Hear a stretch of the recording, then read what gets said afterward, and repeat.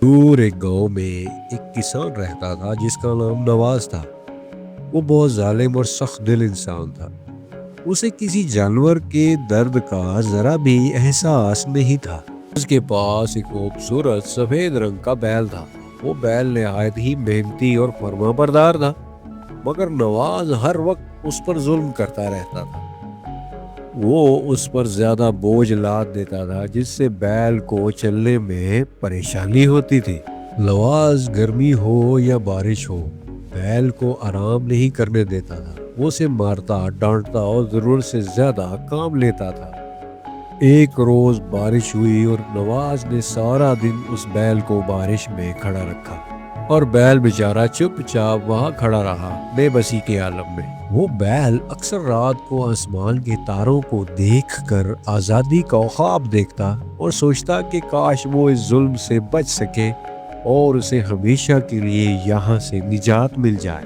پھر ایک رات جب سارے سو رہے تھے، سفید بیل نے ہمت کی اور آہستہ سے گھر سے باہر نکلا اور تیزی سے جنگل کی طرف بھاگ گیا۔ وہ بھاگتے بھاگتے جنگل کے اندر چلا گیا۔ بیل نے جنگل میں پہنچ کر گہری سانس لی۔ ٹھنڈی ہوا، سبز گھاس اور کھلی فضا نے اس کے دل کو خوشی سے بھر دیا۔ اس سفید بیل کو پہلی بار آزادی کا احساس ہوا۔ اس نے ایک اچھی سی جگہ ڈھونڈی۔ کچھ دن تک سفید بیل بہت سکون سے رہا۔ وہ ندی کا پانی پیتا، گھاس کھاتا اور درختوں کے سائے میں آرام کرتا۔ وہ ظالم کسان اب اس کے سر پر نہیں تھا۔ یہ آزاد زندگی تھی۔ پھر ایک دن جنگل کے شیر، لومڑی اور بھالو کی نظر سفید بیل پر پڑی۔ تینوں بھوکے تھے۔ ان کے دل میں لالچ پیدا ہو گیا۔ شیر نے کہا، ارے یہ بیل ہمارا بہترین کھانا بن سکتا ہے۔ پھر کیا تھا، چالاک لومڑی نے منصوبہ بنایا اور بھالو نے زور سے ہنستے ہوئے ان کا ساتھ دیا۔ اب سفید بیل کو اندازہ ہو گیا کہ جنگل میں رہنے کے لیے صرف طاقت ہی نہیں، اس کے ساتھ ساتھ عقل کا استعمال کرنا بھی نہایت ضروری ہے، ورنہ یہاں رہنا بہت مشکل ہوتا جائے گا۔ پھر بیل بیٹھا سوچنے لگا، اگر میں نے ہوشیاری نہ دکھائی تو یہ مجھے مار ڈالیں گے۔ مجھے اپنی جان خود ہی بچانی ہوگی، اور پھر ان کو سبق بھی تو سکھانا ہے نا۔ اس سفید بیل نے سب سے پہلے جنگل میں ایک ایسی جگہ چنی جو سب سے زیادہ محفوظ تھی۔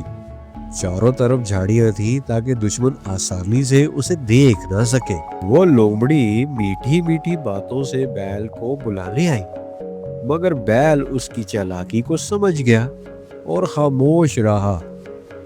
پھر بھالو نے اپنی طاقت آزمائی، لیکن بیل کی ہوشیاری اور محفوظ جگہ نے اسے بھی ناکام بنا دیا، اور وہاں بھالو کی طاقت بھی کام نہ آئی اور وہ بھی ناکام ہوا۔